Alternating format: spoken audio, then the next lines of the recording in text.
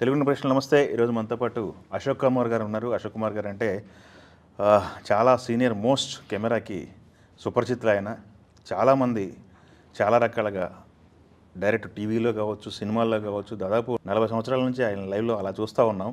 అశోక్ కుమార్ గారితో మాట్లాడదాం. నమస్తే సార్. నమస్తే అండి. ఎలా ఉన్నారు సార్? బ్రహ్మాండం.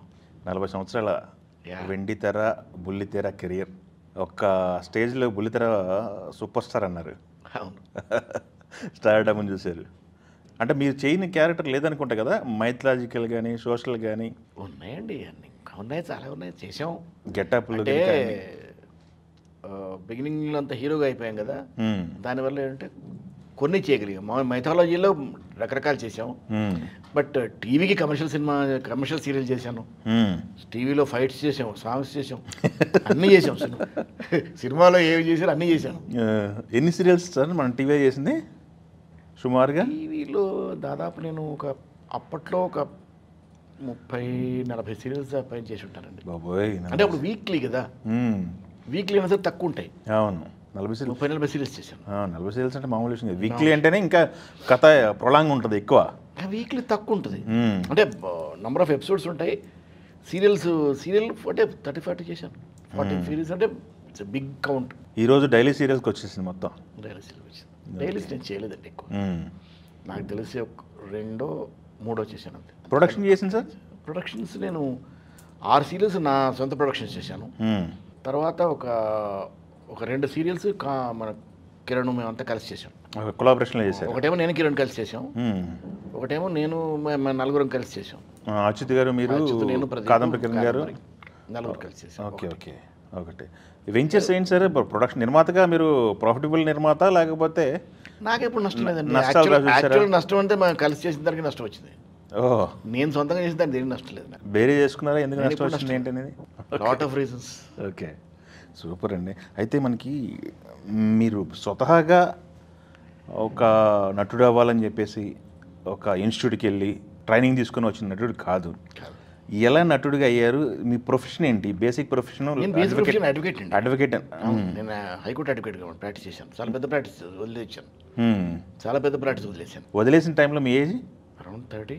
ఎంగేజ్లో పెద్ద డిసిషన్ తీసుకున్నారు. ఎంగేజ్లో చాలా పెద్ద ప్రాక్టీస్.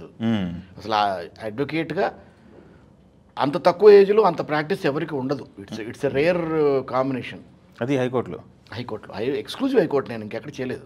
అంటే మొదట్లో లోవర్ కోర్ట్స్ చేశాను, అడ్మినిస్ట్రేటివ్ ట్రైబ్యునల్ చేశాను, తర్వాత అన్ని కోర్ట్స్ చేశాను బిగినింగ్లో. తర్వాత ఒక విదిన్ 3 years ఇట్ సెల్ఫ్ నేను హైకోర్టుకి ఎక్స్క్లూజివ్ అయిపోయాను. అండ్ అక్కడ దాదాపు ఒక 5 years చేశాను. 4-5 years very heavy practice, very good practice. Okay, చాలా మంచి ప్రాక్టీస్. నా కింద ఒక 3 juniors, హడావిడి స్టాఫ్, పెద్ద ప్రాక్టీస్. ఆ టైంలో అంత పెద్ద ప్రాక్టీస్ అన్నది ఆ ఏజ్ గ్రూప్లో ఎవరికి లేదు. I think I'm the only one. ఇవాళకి కూడా నేనే ఒక్కడే ఉంటాను ఆ ఏజ్ గ్రూప్లో అంత ప్రాక్టీస్ ఉన్నవాడు. అదే కంటిన్యూ అయితే ఇప్పుడు గంటకు ₹1 తీసుకునే అడ్వకేట్లు కూడా ఉన్నారని మనం వింటున్నాం. ఢిల్లీ నుంచి వచ్చారు. అయ్యుండేదేమో, అలా అయ్యుండేవాడిని ఏమో కూడా తెలీదు. ఎందుకంటే అప్పటికే ఆ ఏజ్లోనే నా I was commanding very good practice, చాలా మంచి ప్రాక్టీసు. కొన్ని డిస్ట్రిక్ట్స్ మొత్తం నా చేతిలో ఉండేవి. అబ్బో, అప్పట్లో TNG's union was in my hand. ఓహో, whole union was in my hand. అది వదిలేసి సినిమాల్లోకి వస్తున్నారంటే మీ ఇంట్లో నుంచి పర్మిషన్ ఎలా వచ్చిందంటే అది నేను ఎప్పుడు అనుకోలేదండి. నేను ఇక్కడ ఆర్టిస్ట్ అవ్వాలని నేను ఏ రోజున అనుకోలేదు. సినిమా ఆర్టిస్ట్ అవ్వాలి అని నేను ఏ రోజున అనుకోలేదు. ఎందుకంటే నాకు చాలా స్ట్రాంగ్ ఫీలింగ్ ఏంటంటే సినిమా ఇండస్ట్రీ అన్నది ఇట్స్ స్పెక్యులేషన్. ఓకే, అవ్వచ్చు అవ్వకపోవచ్చు, కనుక నేను ఎప్పుడు దీనివైపు వెళ్ళాను. నేను I'm an actor since my childhood. Okay.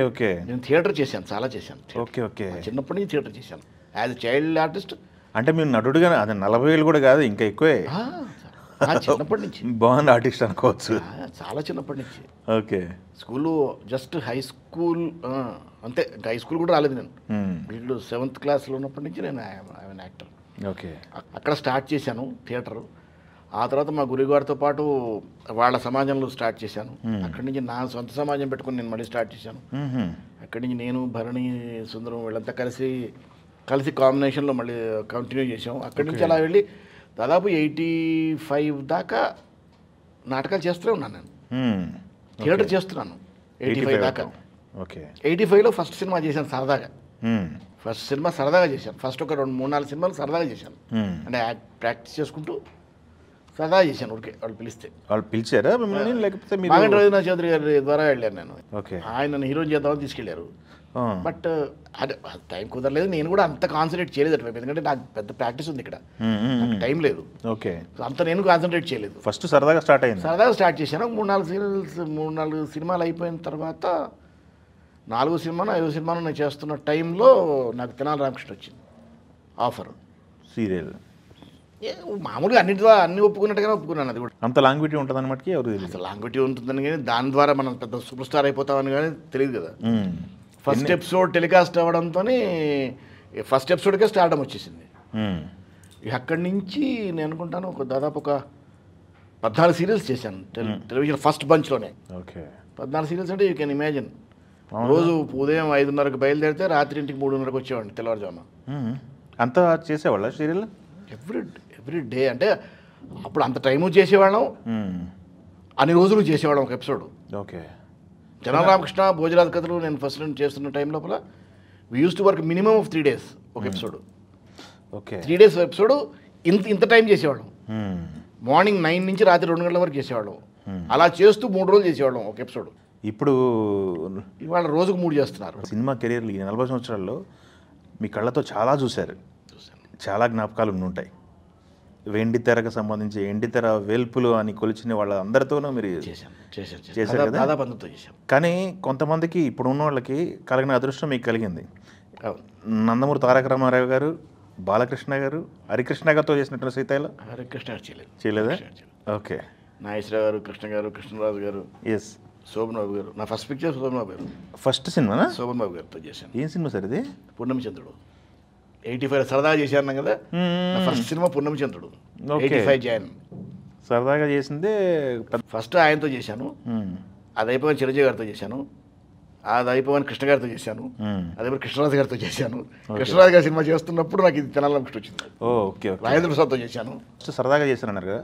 సరదాగా చేస్తున్న సినిమాలో శోభన్ బాబు గారికి కాంబినేషన్ ఫస్ట్ రోజు కెమెరా ముందుకు వెళ్ళినప్పుడు మీ ఫీల్ ఏంటి సార్? నాకేం లేదు, నేను ఐఎమ్ వెరీ కంఫర్టబుల్. ఎందుకంటే నేను థియేటర్ నుంచి వచ్చిన వాడిని. నా ముందు కనీసం ఒక ఎంతమంది జనం పెరిగితే అంత ఉత్సాహంగా చేసే మనుషులు. సో నాకు జనం ఉంటే ఉత్సాహం వస్తుంది. యూజువల్గా ఏంటంటే సినిమాకి వెళ్ళే ఆర్టిస్టులకి ఏంటంటే ఫస్ట్గా వస్తున్న వాళ్ళకి కెమెరా చూస్తే ఎందుకు భయం వస్తుంది అంటే చుట్టూ జనం ఉంటారు. అంతమందిలో మనం చెయ్యాలి అంటే ఫియర్ ఉంటుంది. నాకు జనం ఎంత పెరిగితే అంత ఉత్సాహం వస్తుంటుంది. సో నేను ఫస్ట్ షాటే నేను చేసింది సినిమాకి 170 feet షాట్ అంటే చాలా పెద్ద షాట్. ఓకే. ఇప్పుడు ఫిల్మ్ కదా. అవును. 170 feet షాట్ ఫస్ట్ షాట్ నేను చేసింది. అది కాంబినేషన్ జయమాలిని కాంబినేషన్ నేను. అవును, జయమాలిని సినిమాలో. ఓకే. శోభన్ బాబు గారు, జయమాలిని, నేను ముగ్గురు ఫస్ట్ షాట్ చేసాము కాంబినేషన్లో. First shot 170 feet shot. అది ఒకటే టేక్ చేశాను. సింగిల్ టేక్లు చేస్తే శోభన్ బాబు గారు పిలిచారు. మీరు ఇంతకుముందు ఏం చేశారు అని అడిగారు. సినిమా ఏం చేశారు? ఏం చేయలేదు, ఫస్ట్ షాట్ అయితే చేస్తుంది మీరంటే. అవును సార్. థియేటర్ చేశారా అన్నాడు. థియేటర్ చేస్తున్నారు. అది అందుకు అర్థమైంది అన్నాడు. ఆయన ఇంకేమలేదు. ఎన్ని రోజులు జరిగింది సార్ షూట్ అది? నేను ఆ క్యారెక్టర్ ఆల్మోస్ట్ ఫస్ట్ ఒక 4 days ఏమో చేశాను. ఆ 4 రోజులు శోభన్ బాబు గారితో ఉన్నారు. ఆయనతోనే ఆయన కాంబినేషన్ వర్క్ అంతా. ఆయన కాంబినేషన్, జయమాలి గారి కాంబినేషన్. శోభన్ బాబు గారికి కల్ట్ ఫ్యాన్స్ ఉన్నారు ఇప్పటికి కూడా. ఇప్పటికున్నారు. మామూలు కల్ట్ ఫ్యాన్స్ కాదు. మీరు చేస్తున్న టైంలో ప్రాంప్టింగ్ కల్చర్ ఉందా? కల్చర్ లేదు కదా. ఫస్ట్ 5 episodes మేము లైవ్ చేసాము. లైవ్ ఆడియో చేశాను. నేను I have seen the whole evolution of television. నేను చూసిన ఎవల్యూషన్ ఐ థింక్ చాలా తక్కువ మంది చూశారు. మా ఫస్ట్ బ్యాచ్లో ఉన్న వాళ్ళమే we have seen the whole evolution of television. మీరు టీవీలో చూసిన డబ్బు ఫస్ట్ చూసిన తీసుకున్న రెమ్యునరేషన్ అంటే ఏం చెప్తారు? నేను 1000 rupees అండి ఎపిసోడ్కి. ఆ రోజుల్లో అసలు రెమ్యునరేషన్స్ లేవు. అసలు లేవు, ఫ్రీగా రెమ్యునరేషన్స్ లేవు. అందరూ ఫ్రీగా చేసేవాళ్ళు. మహాను 100-200 ఉండేదేమో. ఎవరైనా అంటే పెద్ద ఆర్టిస్ట్కు 100-200 ఉండేది. అలాంటి టైంలో 1000 rupees రెమ్యునరేషన్ ఉండదు.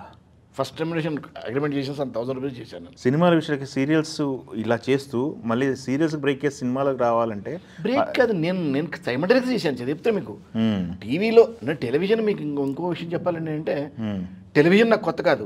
అవును. టెలివిజన్ పుట్టినరోజు నుంచి ఉన్నా నేను. అంటే హైదరాబాద్లో టెలివిజన్ పుట్టినరోజు నుంచి ఉన్నా నేను టెలివిజన్లో. ఉపగ్రహ దూరదర్శన్ కేంద్రం. అవును. అప్పుడు కమర్షియల్ దూరదర్శన్ కాదు. ఉపగ్రహం ఓన్లీ ఫర్ 20 cities. ఇక్కడ ఒక స్టూడియో ఉండేది, విజయవాడ స్టూడియో ఉండేది, వైజాగ్ స్టూడియో ఉండేది. అవును. Only up to Vijayawada, Guntur అది. ఇక్కడేమో వైజాగ్ వరకే, ఇక్కడేమో హైదరాబాద్ అండ్ సికింద్రాబాద్ వరకే. ఇట్స్ రీజనల్ స్టూడియోస్ అవి, శాటిలైట్ దూరదర్శన్ కేంద్రాలు. అప్పటి నుంచి నాటకాలు చేస్తున్నాను నేను. నాటకాలు చేస్తున్నాను వాళ్ళకు. కొన్ని నేను లా చదవడం మొదలుపెట్టినప్పటి నుంచి లీగల్ ప్రోగ్రామ్స్ చేశాను, సోషల్ అవేర్నెస్ ప్రోగ్రామ్స్ చేశాను వాళ్ళకి. సీరియల్స్ 13 ఎపిసోడ్ 18 ఎపిసోడ్లు అట్లా సోషల్ అవేర్నెస్ సీరియల్స్ చేశాము వాళ్ళకు. అలా చేస్తూనే ఉన్నాను. అలా చేస్తూ ఉండగా ఈ బ్రేక్ ఇది వచ్చింది, తెనాలి రామకృష్ణ వచ్చి టోటలీ పుల్డ్ మీ అవుట్. దాంతో సో సినిమాలు నేను 85 నుంచి చేస్తున్నాను. ఇది నాకు వచ్చింది 86, 87లో, 86 ఎండ్లో వచ్చింది. సో 85 నుంచి నేను సినిమాలు చేస్తున్నాను.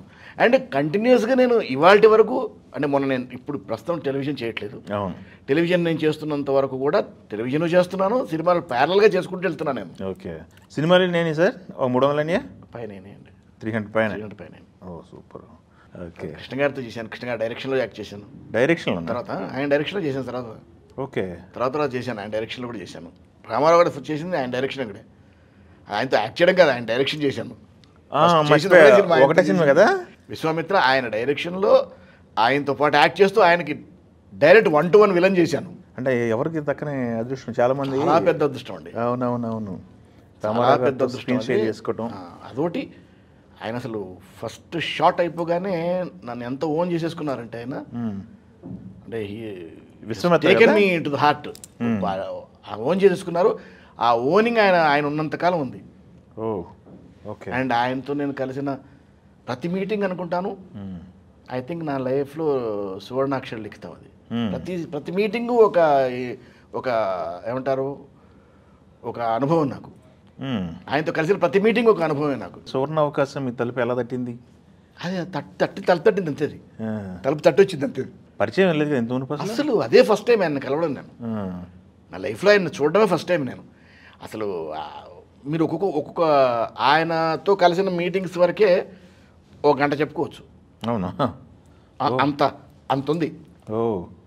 బాగా అసలు ఆయన ఫస్ట్ మీటింగ్ నుంచే మొదలు పెడితే 1 గంట సేపు చెప్పుకోవచ్చు, కేవలం ఆయనతో ఉన్న పరిచయమే. రామారావు గారి గురించి. నాగేశ్వరరావు గారితో అయితే మీకు తెలుసు, అది అంత మనం ఎన్ని ఎపిసోడ్లను చెప్పొచ్చు. అవును. అంత గంట సేపు కాకపోయినా రామారావు గారిలో మీరు అబ్జర్వ్ చేసిన కొన్ని క్వాలిటీస్ చెప్పమంటే ఏం చెప్తారు? గ్రేట్ మ్యాన్ అండి. కొన్ని క్వాలిటీస్ ఏంటి, హీస్ మ్యాన్ ఆఫ్ క్వాలిటీస్.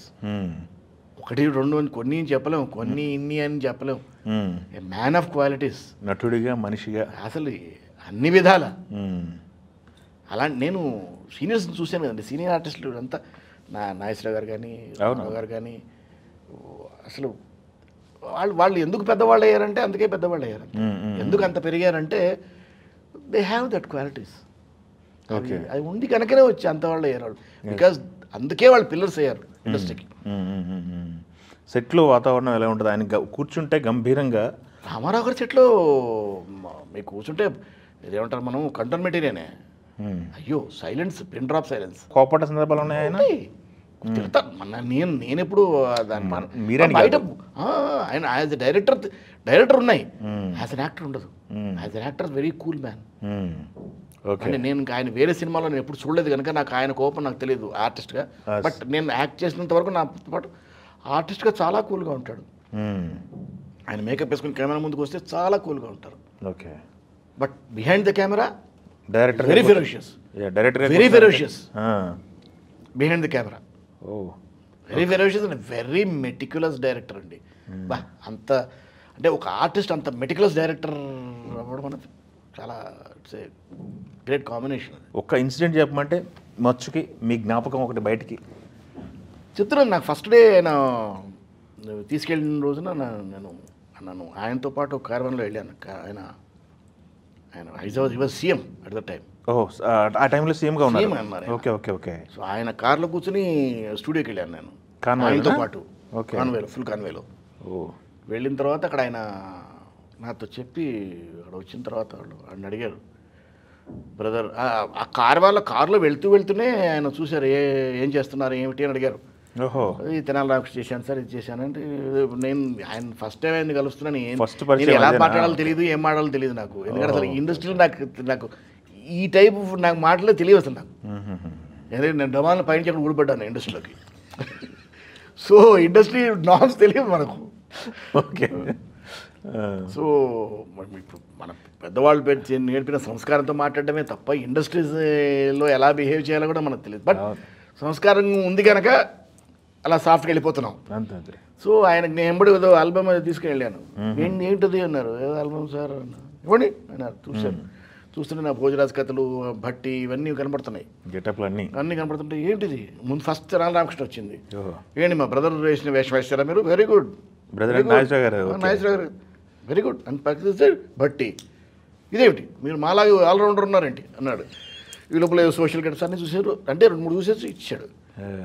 ఇచ్చేసి ఆయన ఇచ్చేసిన తర్వాత ఆయన అక్కడ స్టూడియోకి వెళ్ళాము. ఆయన సెట్స్ అంతా చూపించారు. అంతా కూర్చున్న తర్వాత బ్రదర్ ఏం చేస్తున్నారంటే నేను చెప్పాను ఆయనకి, సార్ నేను అడ్వకేట్గా ప్రాక్టీస్ చేస్తున్నాను.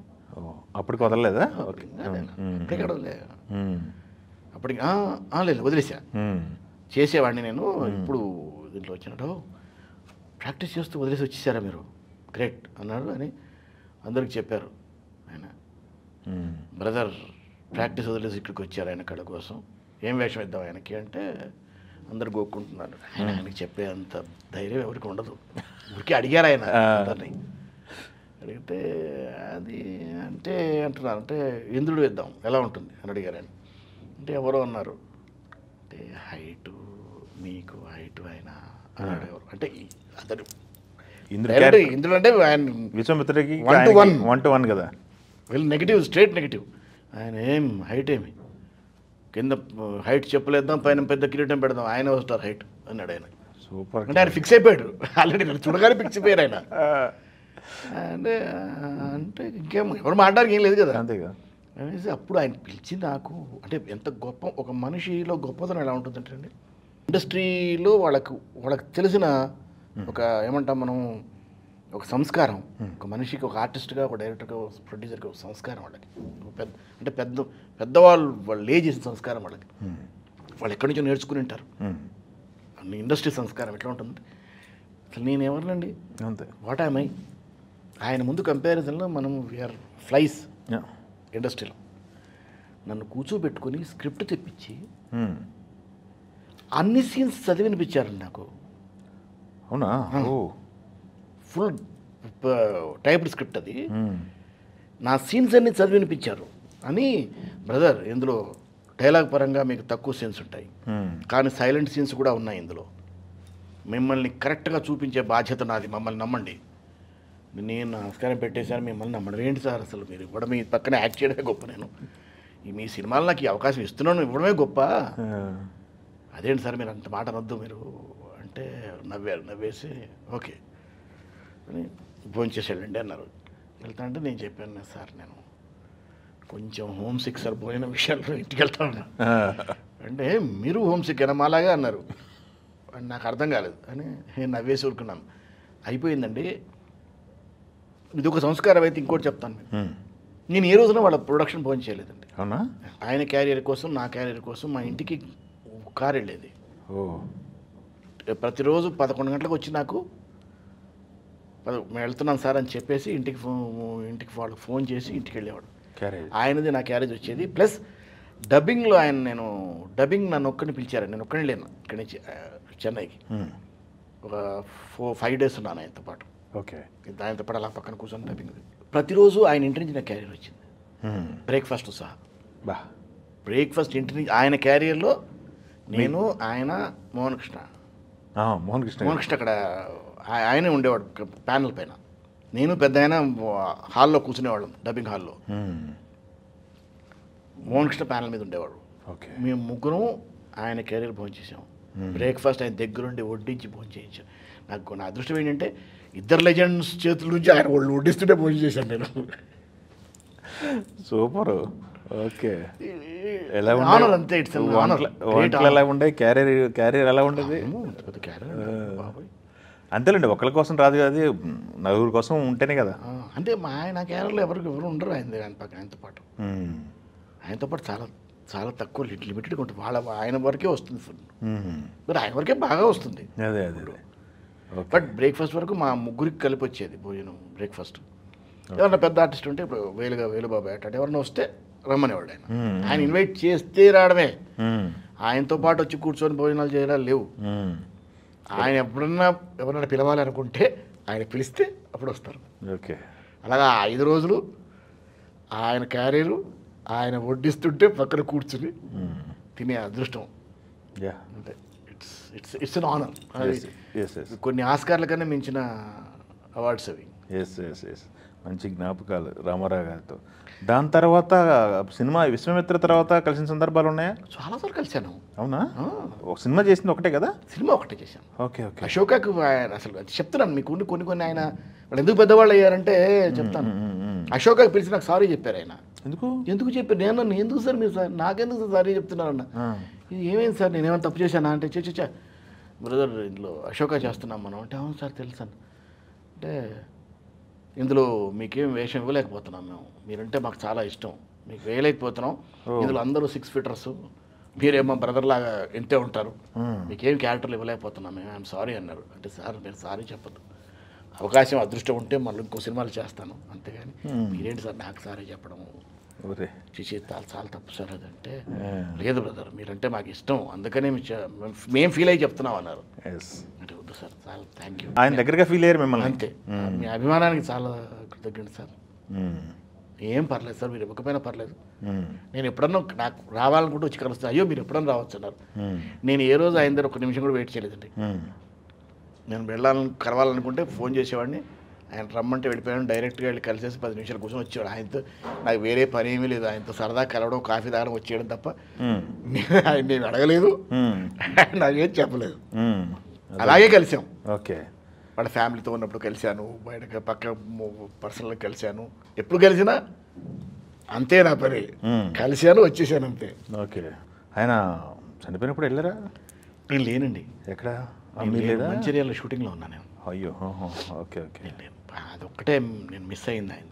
ఓకే. అక్కడ చూపు నేను రావడానికి కూడా లేదు, ఎందుకంటే మొత్తం సిటీ మూసేశారు, హైదరాబాద్ లోపలికి రావడం లేదు, వెహికల్స్ మూసేశారు, ఎంట్రీ లేదు కదా? ఎంట్రీ లేదు, అప్పుడు ఎంట్రీ లేదు. బయలుదేరదాం అనుకున్నాను వెంటనే షూటింగ్ క్యాన్సిల్ చేసుకుని, బట్ న్యూస్ చెప్తున్నారు 25 కిలోమీటర్స్ అవతల ఆపేశారు, మొత్తం వెహికల్స్ అన్నీ ఆపేశారు. హైదరాబాద్ మొత్తం దిగ్బంధంగా ఉంది, సో ఛాన్స్ లేదు. Okay okay. తర్వాత ఇంటికి వెళ్ళొచ్చాను, లక్ష్మీబాబు గారిని కలిసేసి తర్వాత వెళ్ళొచ్చాను. Okay okay. నాగేశ్వరరావు గారు అంటే మీరు చెప్పినట్టు ఆయనతో సినిమా. నాగేశ్వరరావు గారు నేను తెనాలి రామకృష్ణ యాక్ట్ చేసిన ఫస్ట్ డే నుంచి నాకు ఆయనతో ఫ్రెండ్షిప్ అనండి, పరిచయం అనండి, ఆత్మీయత అనండి, అనుబంధం అనండి, అది ఏమైనా ఆయన పోయేదాకా ఉంది. ఆయన I was one of his family members లా చూశారు. అంటే ఆల్మోస్ట్ 20-25 ఇయర్స్ జర్నీ అయింది అంతే. ఇంకెక్కువే సార్. 86 అనుకోండి, ఆయన ఎప్పుడు పోయింది? 2011. అవును, అంటే ఆల్మోస్ట్ 20 ప్లస్. ఎట్లా సార్ ఆర్టిస్ట్గా ఏమైనా టిప్స్ ఇచ్చేవాళ్ళ, లేకపోతే డిస్కషన్ అయ్యేదా సీన్ల గురించి ఏమన్నా? ఆర్టిస్ట్గా ఎప్పుడు అసలు ఆయన ఆర్టిస్ట్గా నేను ఏ రోజున కలవలేదు. నేను కలిసింది ఒక ఆర్టిస్ట్గా, నేను చేసింది ఆయనతో సూత్రధారులు చేశాను. అవును. తర్వాత తీర్పు చేశాను, తర్వాత ఇంకో సినిమా చేశాను, తర్వాత సూత్రధారులు చేశాను, సూత్రధారుల తర్వాత ఇంకో సినిమా చేశాను, అంతే. నేను చేసింది ఆయనతో 4-5 సినిమాలే చేశాను ఆయనతో సినిమా, ప్లస్ నా సీరియల్లో యాక్ట్ చేశాను, కలిసి చేసిన దాంట్లో చేశారు. అవును. అందులో నేను నెగిటివ్ క్యారెక్టర్ చేశాను, ఆయనకి ఆపోజిట్ క్యారెక్టర్, విలన్ క్యారెక్టర్ చేశాను. అంటే ఆయన అంటే ఇల్లీగల్ సన్, ఆ ఫ్యామిలీ మీద రివోల్ట్ క్యారెక్టర్. ఏది మన కిరణ్ మేము చేసిన దాంట్లో. అవును. రెండో దాంట్లోనేమో, ఫస్ట్ దాంట్లోనేమో మట్టి మనిషిలో ఆయన కొడుకులుగా చేసాం, 4 కొడుకులుగా చేసాం. ఓకే. ఆయన 4 కొడుకులు. ఓకే. ఆయన ఫ్యామిలీగా చేసాం. ఓకే. రెండో సీరియల్లో ఆయనకి అగెన్స్ట్ క్యారెక్టర్ చేశాను. అప్పుడు ఇక్కడ ఉండేవాళ్ళు కదా, ఇక్కడ సుబ్రహ్మణ్య రెడ్డి ఇంటి పక్కన ఉండేవాళ్ళు నాగేశ్వర గారు, అక్కడికి షిఫ్ట్ అయిపోయారా? అప్పటికి వెళ్ళిపోయారు. ఓకే. అన్నపూర్ణమ్మ గారు వాళ్ళంతా ఇంటికి ఎక్కువ కలవటాలు ఉన్నాయి కదా నాగేశ్వర గారు? కలిశాను, అన్నపూర్ణమ్మ గారిని కలిశాను, అదిరికి వెళ్ళి పలకరించాడు. ఓకే. నాగార్జున గారితో సినిమాలు పడలేదా? ఓన్ బ్యానర్లో పడినట్లు. తమాషా ఏంటంటే నేను ఈ రోజున ఇంతవరకు అదే తమాషా, ఇంతవరకు అన్నపూర్ణ వర్క్ చేయలేదు, వాళ్ళ బ్యానర్లో ఇంతవరకు వర్క్ చేయలేదు. మీ బ్యానర్లో ఆయన పనిచేశారు కానీ ఆయన బ్యానర్లో నేను చేయలేదు. ఒక్కటే సినిమా చేసి, తీర్పు వాళ్ళదే అనుకుంటా, తీర్పు ఒక్కటే చేసి ఆయనతో వాళ్ళ బ్యానర్లో పడింది. అయితే అది కూడా నేను బ్యానర్ పరంగా పడలేదు, అది నాకు డైరెక్టర్ పరంగా పడింది అది తీర్పు. ఎవరు? ఉప్పులపట్టు నారాయణరావు గారు. ఓకే. అతను అది villain side advocate. So Nageswara Rao గారితో డైరెక్ట్గా కాంబినేషన్స్ ఉన్నాయి, నువ్వు ఉంటే బాగుంటుంది, మీరిద్దరు ఫ్రేమ్లో ఉంటే బాగుంటుందని ఆ క్యారెక్టర్ పెట్టారు ఆయన. ఓకే. ఎప్పుడైనా మాట్లాడుకున్నారా సిమిలారిటీస్ గురించి నాగేశ్వరరావు గారు? నేనే చెప్పాను ఆల్రెడీ. ఫస్ట్ నేను చెప్పాను సార్, నాకు మీ షాడో ఉంది, మీలా నేను ఇమిటేట్ చేస్తాను అది ఇది అని చెప్తున్నారు సార్. మీరు ఫస్ట్ 30 minutes చూపించాను ఆయనకి. చూపించారా? తెలంగాణ ఇచ్చాను ఆయనకి క్యాసెట్స్. ఆయన మొత్తం చూసేసి you are on the right path, ఎవడేమనుకున్నా నీ లైన్లో నువ్వు అన్నాడు. 10 మంది నీ గురించి మాట్లాడుకుంటున్నారు అంటే that means you got a stardom, go head, అంతే, ఏం ఆలోచించొద్దు అన్నాడు. సూపర్ ఫీడ్బ్యాక్ కదా. అంతకన్నా ఏం ఫీడ్బ్యాక్ కావాలండి? అదే బూస్టేజ్ ఉంటుంది గట్టిగా. ఓకే. నువ్వు ఏమీ నువ్వు ఇమిటేట్ చేయట్లేదు, మన ఇద్దరం ఒకలా ఉంటాం. సో ఆ ఫీల్ వచ్చింది. ఏం పర్లేదు, అయినా తప్పు కూడా ఏం లేదుగా అన్నాడు. వాళ్ళు అడిట్ చేసిన తప్పు కూడా లేదుగా, నువ్వు కరెక్ట్ పాత్లో ఉన్నావు, డోంట్ చేంజ్ యువర్ పాత్ అన్నాడు. మీరు కాంబినేషన్ గురించి మాట్లాడుకున్నాం, బట్ ఇంకొక కాంబినేషన్ గురించి మాట్లాడుకుంటే డైరెక్టర్స్ విషయానికి వచ్చే జంజాల గారి దగ్గర నుంచి బాపు గారి దగ్గర నుంచి అన్ని సినిమాలు చూసారు కదా, అన్ని స్కూల్స్ అలవాటాయి కదా. అన్ని స్కూల్స్ చేశాను, చాలా చేశాను. జంజాల గారు చేశాను, బాపు గారు చేశాను, విశ్వనాథ్ గారి దగ్గర చేశాను, తర్వాత వంశీ గారు చేయలేదు. కమర్షియల్లో మన మురళీమోహన్ రావు గారు పిక్చర్ చేశాను. ఓకే. కోటరామకృష్ణ గారి సినిమా చేశాను, దాసరి గారి సినిమా చేశాను. దాసరి గారి చాలా చేశాను, దాసరి గారు చాలా చేశాను, దాసరి గారు చాలా చేశాను. తర్వాత శ్యామ్ బెనగల్ గారు చేశాను.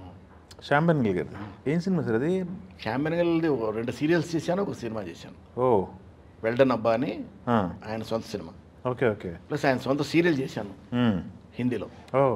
సొంత సీరియల్ చేశాను. హిందీ ఎన్ని పడినాయి మొత్తం మనకి? హిందీ నేను 18 సినిమాలు చేశాను. 18 సినిమాలు చేశాను, ఒక 4 సీరియల్స్ చేశాను.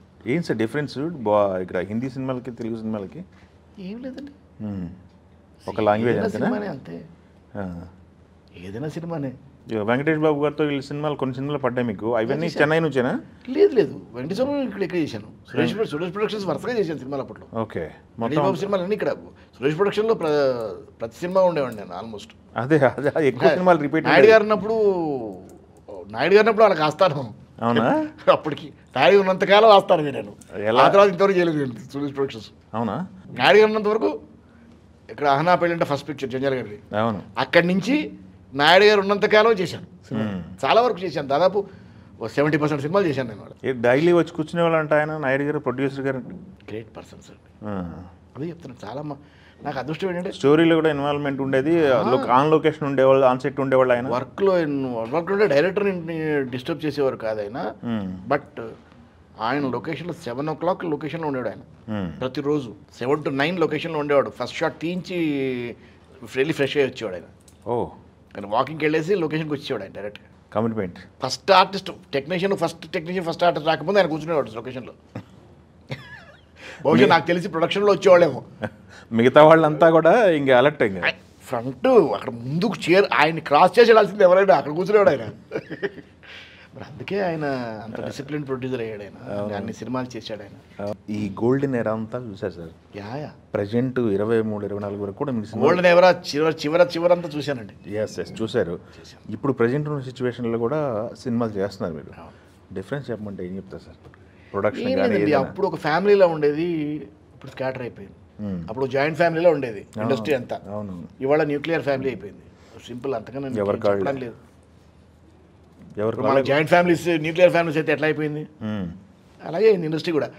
చెన్నైలో ఉన్నంతకాలం it was joint family. Hyderabad వచ్చిన తర్వాత న్యూక్లియర్ ఫ్యామిలీ అయిపోయింది అన్నీ. అక్కడ చెన్నైలో ఉన్నప్పుడు ఏంటంటే ఎక్కడైనా ఒక సినిమా స్టార్ట్ అయితే ఇండస్ట్రీ మొత్తం తెలిసిపోయేది.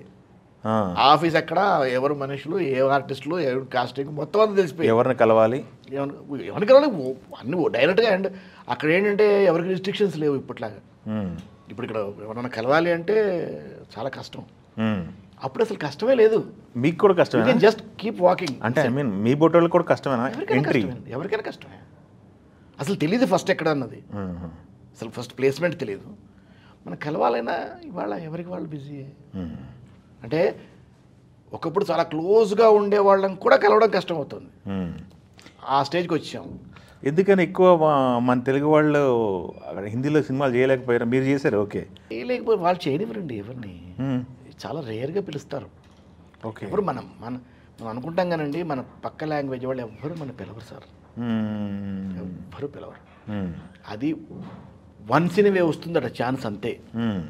మరి 40 ఏళ్ళ ప్రయాణంలో అవును నేను ఒక హిందీలోనే 18 సినిమాలు చేశాను, అది వేరే లాంగ్వేజ్. తమిళ్ ఒక సినిమా చేశాను, ఒకటే సినిమా తమిళ ఇప్పటివరకు చేసింది నేను. భోజ్పూరిలో చేశాను 2 సినిమాలు. భోజ్పూర్లో కూడా చేశారా? 2 చేశాను. ఒక ఇంగ్లీష్ చేశాను, 2 భోజ్పూరి చేశాను, 18 హిందీ చేశాను, ప్లస్ ఒక్క తమిళ్ చేశాను. అది సెల్వరాఘవన్ గారి పిక్చర్ చేశాను తమిళ్. తమిళ్లో ఒక్కదాంతో ఆపేశారా? ఒకటే వచ్చింది ఆపడేండి, నాకు వచ్చిన అవకాశం ఒకటే. తమిళ్ నేర్చుకున్నారా? నేర్చుకునే చేశాను తమిళ్ చదివి నేర్చుకుని. మీకు ఎన్ని లాంగ్వేజెస్ స్వతహాగా? నాకు పెద్దగా ఇక్కడ బోర్న్ బాట్ ఆఫ్ ఇక్కడే కదా, హైదరాబాద్ కాబట్టి హిందీ ఎట్లా నేను ఫ్లూయెంట్ ఉంటారు?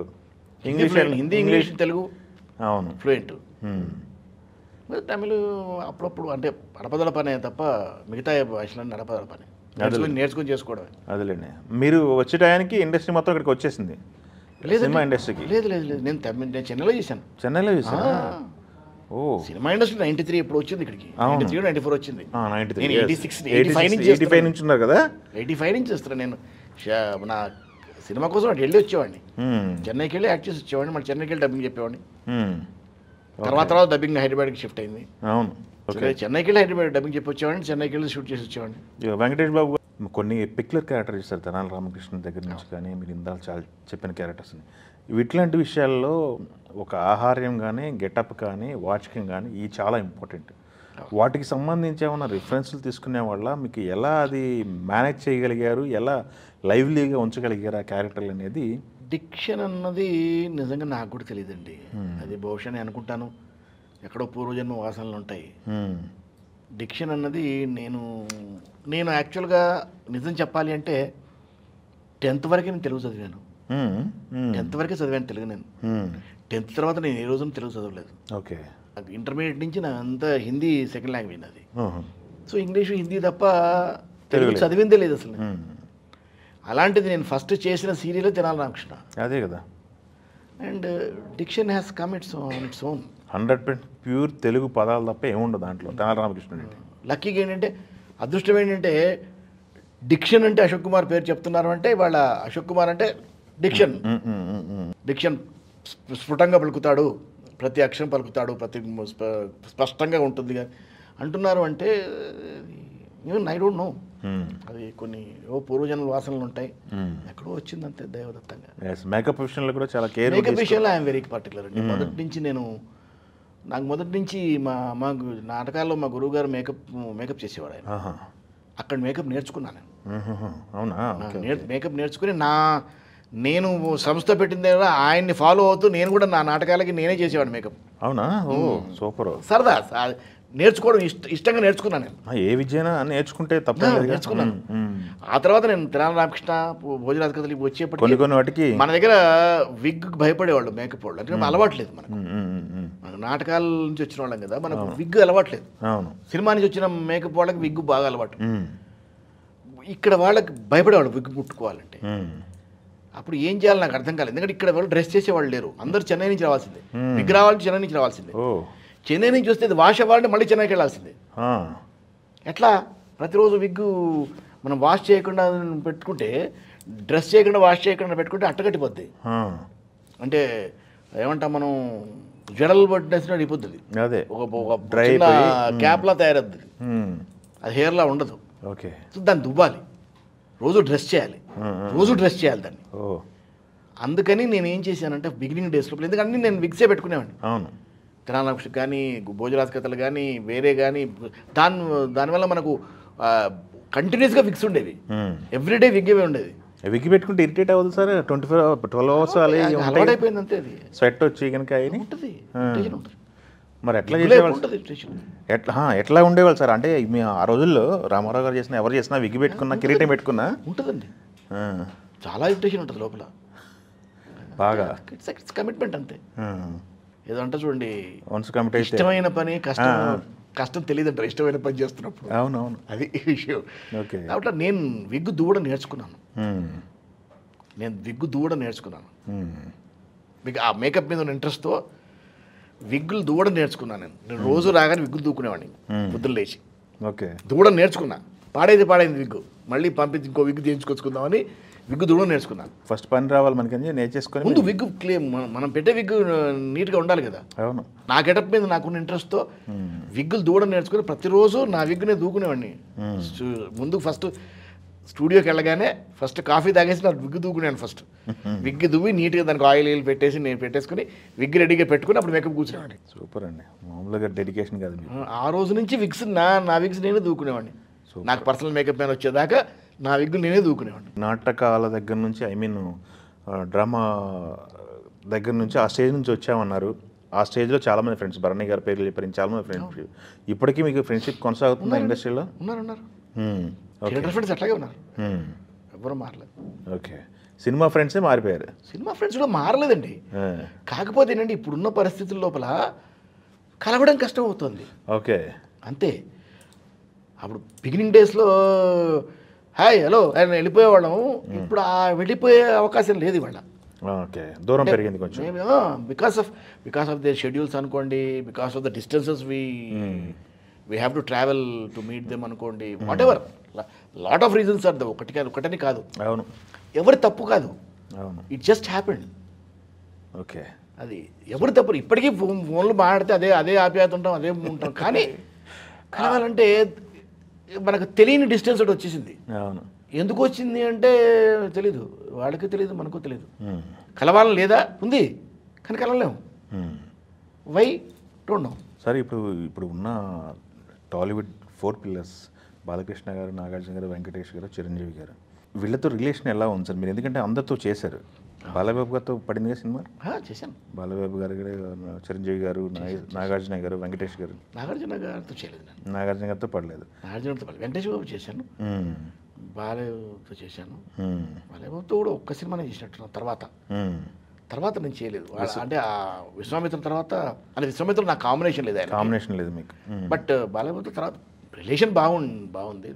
రిలేషన్ బాగానే ఉంది బాలయ్యబాబుతో. వెంకటేష్ బాబుతో బాగానే ఉంది. నాగార్జున గారితో నాకు పెద్ద రిలేషన్ లేదు. ఎందుకంటే మేము ఎప్పుడు వెళ్ళినా పెద్ద ఆయనతోనే టైం ఎక్కువ స్పెండ్ చేసేవాళ్ళం కనుక వాళ్ళ ఫ్యామిలీతో నాకు పెద్దగా కనెక్షన్ లేదు. మళ్ళీ రామారావు గారి ఫ్యామిలీతో మంచి కనెక్షన్ ఉంది నాకు. అవునా? వాళ్ళ పిల్లలందరితోనూ నాకు పరిచయాలు ఉన్నాయి. వాళ్ళందరి పిల్లలతోనే పరిచయాలు ఉన్నాయి నాకు. ఓకే, అంటే మోహన్ కృష్ణ గారు అంటే అందరూ, మోహన్ కృష్ణ గారు, రామకృష్ణ, పోయిన సాయి కృష్ణ, హరికృష్ణ గారు, వీళ్ళందరితో మంచి ర్యాప్ ఉంది నాకు. వాళ్ళ ఫ్యామిలీ అంతా ర్యాప్ ఉంది నాకు. హరికృష్ణ గారు వాళ్ళ నాన్నగారు పక్కనే ఉండేవాళ్ళు కదా? ఉండేవాడు. ఓకే, ఉండేవాడు. హరికృష్ణ గారితో బాగా ర్యాప్ నాకు.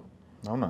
హరికృష్ణ గారితో చాలా ఎక్కువ ర్యాప్ ఉండేది. ఇంకంత పెద్ద ఆయన ఒక జయకృష్ణతోనే హలో అంటే హలో ర్యాప్. మిగతా అందరితో పరిచయాలే నాకు. ప్లస్ లాస్ట్ జయకృష్ణ గారితో పెద్ద నాకు పరిచయం లేదు. జయశంకర్ కృష్ణతో, అవును, రామకృష్ణ దాకా అందరితో పరిచయాలు నాకు. రామారావు గారి ఫ్యామిలీతో మొత్తం పరిచయం ఉంది నాకు. సూపర్. నాగేశ్వరరావు గారి దాంట్లో పరిచయాలు ఉన్నాయి. అంటే నన్ను గుర్తుపడతారు, నేను ఎవరో తెలుసు వాళ్ళకు, నేను పెద్ద ఆయనతో నా రిలేషన్ వాళ్ళకి తెలుసు, అన్నీ తెలుసు. బట్ పర్సనల్ ర్యాపో ఎప్పుడు రాలా. అంటే ఊరికి హలో అంటే హలో అనడమే తప్ప అంతవరకే. ఇప్పుడు సుప్రియ వీళ్ళందరూ టచ్లో ఉంటారు, టచ్లో ఉంటారు. వాళ్ళ రిలేషన్స్ తెలుసు. ఏమన్నా పెద్ద ఫంక్షన్స్ వస్తే పిలుస్తారు, వెళ్తారు, అంతవరకే తప్ప మరి ఆ క్లోజ్ రిలేషన్ లేదు. కూర్చొని సరదాగా అన్నీ మాట్లాడుకుంటాం ఎప్పుడన్నా. అదే హరికృష్ణ గారితో రిలేషన్ ఉన్నారు. ఇప్పుడు ఎన్టీఆర్తో సినిమాలు పడినాయా సార్? పడలేదు కదా? జూనియర్ ఎన్టీఆర్తో పడలేదు కదా? అది కూడా 20 years కెరీర్ వచ్చినట్టుంది ఎన్టీఆర్ గారు కూడా. అంటే ఎన్టీఆర్ నాకు బాగా పరిచయం. అవునా? ఎందుకంటే ఎన్టీఆర్ వాళ్ళ బాబాయ్ అంటే పిన్ని హస్బెండ్ రాజా గారు, ఆర్టిస్ట్ రాజా నేను బాగా క్లోజ్ కదా. ఓకే. రాజా, నేను, మన అచ్యుత్, ఈ బ్యాచ్ అంతా మేము బాగా క్లోజ్. అతను టీవీకి వచ్చిన తర్వాత, హైదరాబాద్ వచ్చిన తర్వాత మేము ఒక చిన్న సర్కిల్లో ఉండేవాళ్ళం, బ్యాచ్లో ఉండేవాళ్ళం. ఓకే. సో అలా బాగా. రాజా గారు ఎన్టీఆర్ వాళ్ళ బాబాయా? Okay. Raja wife, NTR mother, own sisters. Shalini garu. Okay. NTR mother చెల్లెలు ఈవిడ, భామిని గారు అని రాజా వైఫ్. ఓకే. ఎన్టీఆర్ చిన్నప్పటికి తెలుసు నాకు. అవునా? ఓకే. చిన్నప్పటి నుంచి పిల్లలు ఉన్నారు, స్కూల్ చదువుతున్నప్పటి నుంచి తెలుసు నాకు. ఓకే, సూపర్ అండి. ఇప్పుడు అదే చెప్తున్నాను కదా, సూపర్ స్టార్. నాకేంటండి, నాకు మొదటి నుంచి నేను షూటింగ్ అయిపోయిందని ఇంటికి వెళ్ళిపోవడం అలవాటు నాకు. ఈ పెద్దగా సర్కిల్లో మూమెంట్ నాకు పెద్దగా అలవాట్లేదు. అది ఎందుకు అన్నది నాకు నాకు నా ప్రాక్టీస్ చేసినప్పటి నుంచి అంతే నాకు ఎస్ ఎస్ నా కేసు అయిపోతే ఇంటికి వెళ్ళిపోయాడిని. నాకు 11:30 కేసు అయిపోతే ఇంటికి వెళ్ళిపోయాడిని 11ంటికి. అట్లుండేది నా పరిస్థితి. కొన్ని విషయాల్లో అదే బెటర్లేండి. అంటే నేను బహుశా రెగ్యులర్గా వాళ్ళకి కలవకను ఏమో చదవను. ఇప్పుడు మీరు జంజాల దగ్గర స్కూలు అదొకటి ఉంది, కామెడీ ప్రధానము, హ్యూమర్ ఎక్కువ ఉంటుంది జంజాల గారు అంటే, అన్నీ చూసుకుంటూ వస్తున్నారు కదా. మీ టైంలో జంజాల గారి టైంలో చాలామంది కమెడియన్స్, ఇప్పుడు ఈవీ గారి టైం కానీ ఈ టైంలో చాలామంది కమెడియన్స్ వచ్చారు. అవును. ఒక సెట్లో ఉన్నారంటే 10-15 మంది ఆర్టిస్టులు అక్కడ ఉండేవాళ్ళు. ఆ వాతావరణం చూశారు. ఇప్పుడు సెట్లోకి వెళ్తే 2-3 మీద ఫ్రేమ్లు పెట్టి చేస్తున్నారు. 2-3 ఉంటున్నారు, 4 ఉంటున్నారు. అట్లా ఏం లేదండి, అట్లా ఏం లేదు. ఫ్రేమింగ్లో అక్కడ ఇక్కడ ప్రాబ్లంలు ఉండట్లేదు. కానీ కాకపోతే అప్పుడు ఏంటంటే అదే చెప్తాను మీకు, అప్పుడు ఒక జాయింట్ ఫ్యామిలీలో ఉండేది, ఇప్పుడు న్యూక్లియర్ ఫ్యామిలీ ఏంటంటే ఎందుకుంటున్నానంటే అప్పుడు ఏంటంటే స్టేజ్ మీద అక్కడ అప్పుడు ఈ క్యారవాన్లు లేవు మనకు. ప్లస్ ఎవరి మళ్ళీ క్యారవాన్లు లేకపోయినా ఆ రోజుల్లో ఎవరి మేకప్ రూమ్ వాళ్ళకు ఉండేది. మళ్ళీ దే హ్యాడ్ దేర్ ప్రైవేసీస్ లేవని కాదు, ఆ రోజు ప్రైవేసీస్ ఉన్నాయి, ఆ రోజు కూడా ఉన్నాయి. ఎవరికి వాళ్ళకు మేకప్ రూమ్స్ ఉండేవి. కానీ ఎవరు మేకప్ రూమ్స్లో కూర్చోలేదు. ఊరికే వాష్రూమ్కి వెళ్ళేవాళ్ళు అంతే మేకప్ రూమ్లోకి. వాళ్ళు మేకప్ వేసుకుని బయటకు వచ్చారంటే చెట్ల కింద కూర్చునేవాళ్ళు, లేదా ఫ్లోర్స్ ఉంటే ఫ్లోర్ బయట కూర్చునేవాళ్ళు. అందరూ కూర్చొని ముచ్చట్లు పెట్టుకుంటూ కబుర్లు ఆడుకుంటూ కూర్చునేవాళ్ళు. ఎవరు రూముల్లోకి పోయి కూర్చునేవాడు అన్నది లేదు అసలు. అండ్ ఎవరికి వాళ్ళు లంచ్ అయ్యింది అంటే అందరు కలిసి కూర్చొని ఫోన్ చేసేవాళ్ళు. అన్ని క్యారియర్లు తెచ్చి మధ్యలో పెట్టేసుకుని అన్ని పంచుకొని తినేవాళ్ళు. అలా ఉండేవి days. Those were the days. అందుకనే చూడండి, అప్పుడున్న ఆర్టిస్టులలో ఉన్న ఎఫెక్షను, ఆ అటాచ్మెంటు ఇప్పుడు ఆర్టిస్టులో ఉండదు. ఎందుకంటే మీరు ఒక మనిషి మనం 10 సార్లు కలిస్తే మనకు ఎఫెక్షన్ పెరుగుతుందండి. అవును. ఇవాళ ఎంతమందిని కలుస్తున్నాం మనం, కలవలేము. మనం బయట కూర్చున్నా కూడా డైరెక్ట్ డిపార్ట్మెంట్ వాళ్ళు చెప్తున్నారు, సార్ మీకు 2 hours టైం ఉంది సార్, మీరు క్యారవాన్లోకి వెళ్ళిపోండి అని. అంటే మనం అక్కడ కూర్చునే వాళ్ళు డిస్టర్బెన్స్గా ఫీల్ అవుతున్నారు. నిజమే కదా. ఇప్పుడు మనం కూర్చుంటే మన మీద వర్క్ చేయట్లేదు, మనం అక్కడ కూర్చున్నాము, సో వాళ్ళు ఇబ్బంది ఫీల్ అవుతున్నారు. మీరు క్యారవాన్కి వెళ్ళిపోండి సార్, నేను పిలుస్తాను అంటున్నారు. ఓకే అని వెళ్ళిపోతున్నాం.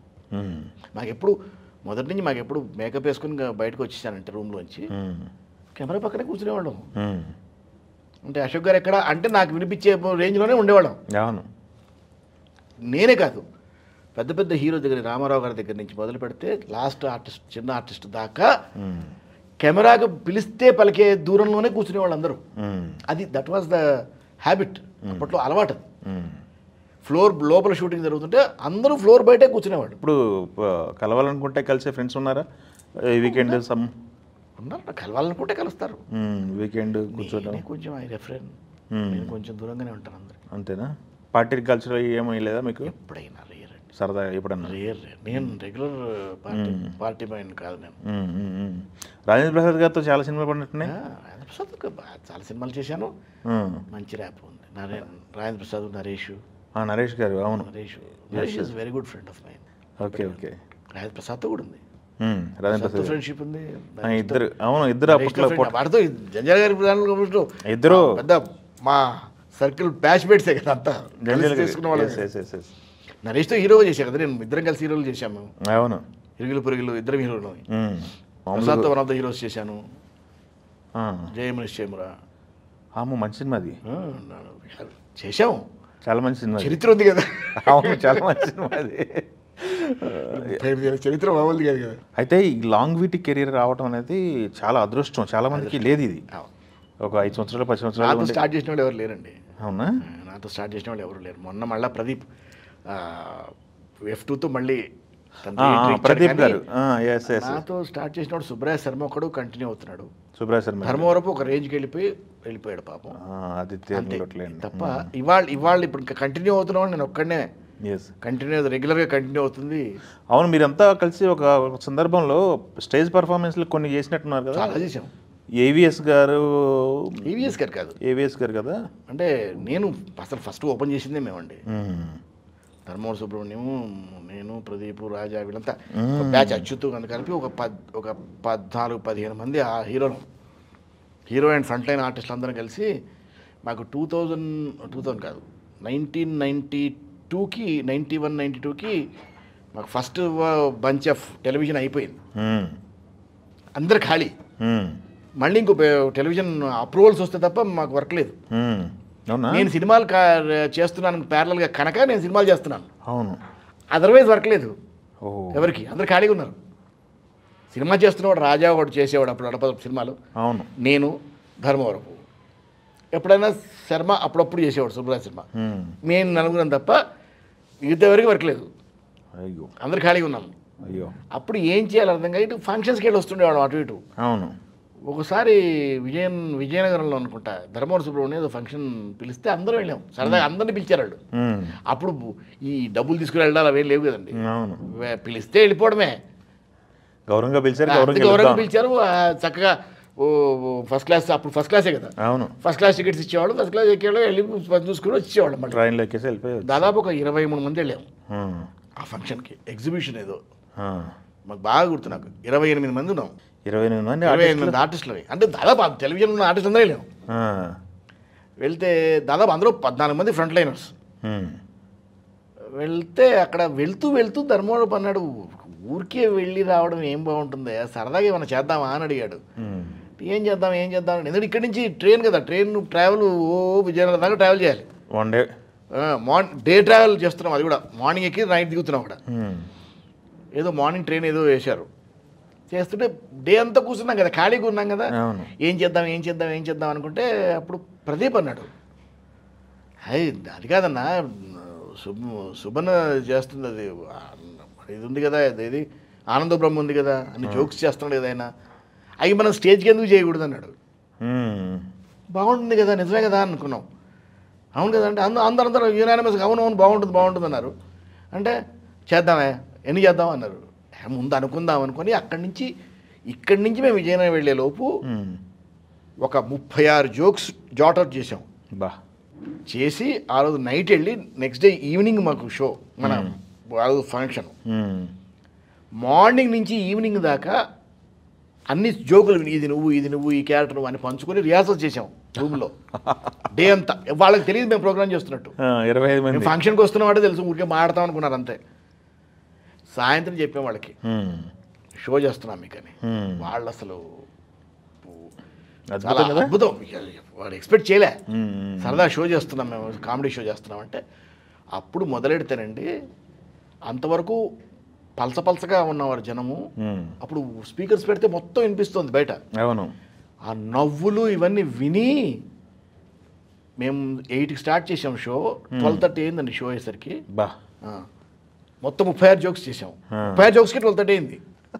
మేమే యాంకర్స్మి, మేమే బిట్స్మి, మేమే జోక్ కామెడీ అంతా మేమే చేస్తుంటే 12:30 వరకు. By 9:30 exhibition ground was full. Tickets మొత్తం సోల్డ్ అవుట్. డబ్బులు తీసుకుని పంపిస్తున్నారు, టికెట్స్ లేవు ఇక, డబ్బులు తీసుకుంటే లోపల పంపిస్తున్నారు. అట్లా చేశారు. It whole ground was packed అండి. కింద కూర్చున్నారు మొత్తం. అలా స్టార్ట్ అయింది ఆ షో. ఆ తర్వాత కొన్ని షోస్ మేము చేసి ఆ తర్వాత మేము చేయలేదు. ఎక్కడి నుంచి మళ్ళీ 93 నుంచి మళ్ళీ వర్క్ స్టార్ట్ అయిపోయింది. అవునవును. ఇది this was taken up by AVS గారు అక్కడ గుంటూరులో అక్కడ ఉన్నప్పుడు. విజయవాడలో ఆయన కంటిన్యూ చేశారు. అక్కడి నుంచి గుండు హనుమంతరావు గారు చేశారు. ఇక చాలామంది చేశారు. సాయి కుమార్ చేశాడు. అవును. రకరకాలుగా చేశారు. మేము చేయలేదు, మేము ఆపేసాం. కొన్నిసార్లు కొన్ని చేసి ప్రోగ్రామ్ మేము ఆపేసాం. ఈ ధర్మవరపు గారు వాళ్ళ ఫ్యామిలీ వీళ్ళంతా టచ్లో ఉంటారండి మనకి ఇప్పుడు? మన అబ్బాయి టచ్లో ఉన్నాడండి. ఈ మధ్యన ఎప్పుడో ఒకసారి మాట్లాడాడు నాతో. ఓకే. సెటిల్డా? వెల్ సెటిల్డా? బాగానే ఉన్నారు. అతను వాళ్ళ అబ్బాయి ఏదో యాక్ట్ చేస్తున్నాను అంకుల్, నేను ట్రై చేస్తున్నాను అన్నాడు. అవును, మొన్న ఈ మధ్య బయటికి కూడా అనౌన్స్ చేశారు. తను ట్యాగ్ చేస్తున్నాడు, ఏదో క్యారెక్టర్స్ చేస్తున్నాడు అక్కడక్కడ. ఓకే చేస్తున్నాడు. నేను చెప్పాను ఏమన్నా అవసరం ఉంటే చెప్పమా, రిఫర్ చేస్తాను అన్న. ఓకే. రాలేమన్నా ఒకసారి కలిసాడు అన్న. ఓకే. ఏదో ఫంక్షన్లో కలిసాడు అది కూడా. ఎస్. అచ్యుత్ గారు ఫ్యామిలీ అందరూ అంటే మీతో బాగా ఉండేవాళ్ళు కదా వాళ్ళంతా? అచ్యుత్ గారు ఫ్యామిలీ టచ్లోనే ఉంటారు. ఆవిడ అమ్మాయి టచ్లో ఉంటుంది. ఓకే. 2 పిల్లలు. ఆల్రెడీ ఒక అమ్మాయి యూఎస్లో ఉంది. ఓకే. రెండో ఆమె కూడా బహుశా యూఎస్కి వెళ్తుందో. 2 ఆడపిల్లలా? 2 ఆడపిల్ల. ఓకే. రాజా గారి పిల్లలు 2 మ్యారేజ్ అయిపోయింది. రాజా పెళ్ళికి తారక్ చేశాడు. 2 పెళ్ళి తనే చేశాడు. అవునా? He has taken care of the family. Yes. Family విషయానికి వస్తే మీకు ఎంతమంది పిల్లలు? నాకు 2 అండి. ఓకే. ఏం చేస్తున్నారు? పాప స్టేట్స్లో ఉంది, మ్యారేజ్ అయిపోయింది, స్టేట్స్లో ఉంది. ఓకే. దానికి ఒక బాబు. మా బాబు యాక్ట్ చేస్తున్నాడు. ఏం పడ్డాయా సినిమాలు? హీరోనా లేకపోతే? హీరోగా శేఖర్ సూరి సినిమాలో ఈక్వల్ హీరో చేశాడు. వీడు రిషి, తమిళ్ రిషి, ఇద్దరు హీరోస్. నెక్స్ట్ ఇంకో మన పవన్ కళ్యాణ్ బ్రదర్గా చేశాడు అజ్ఞాతవాసిలో, అజ్ఞాతవాసి చేశాడు. తర్వాత ప్రత్యర్థి అనే పిక్చర్ చేశాడు. తర్వాత ఇప్పుడు నేను డైరెక్ట్ చేస్తున్న పిక్చర్లో చేస్తున్నాడు, లీడ్గా చేస్తున్నాడు. మీరు డైరెక్ట్ చేసిన పిక్చర్ ఏ జోనర్? కామెడీ అండి, కామెడీ ఫ్యామిలీస్.